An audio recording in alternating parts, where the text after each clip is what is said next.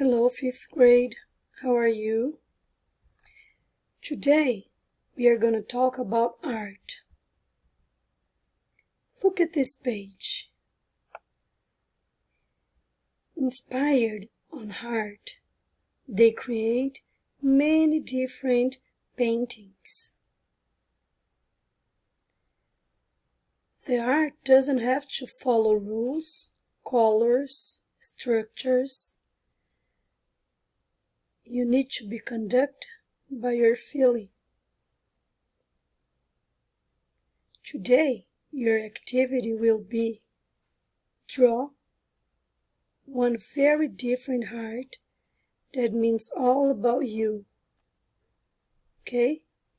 Pay attention on your feelings, the colors you're feeling for the day, the structure.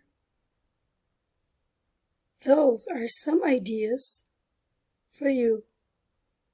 Use your imagination, create your own scenario, and I want to see your very beautiful painting. Okay? Do your best. Bye-bye.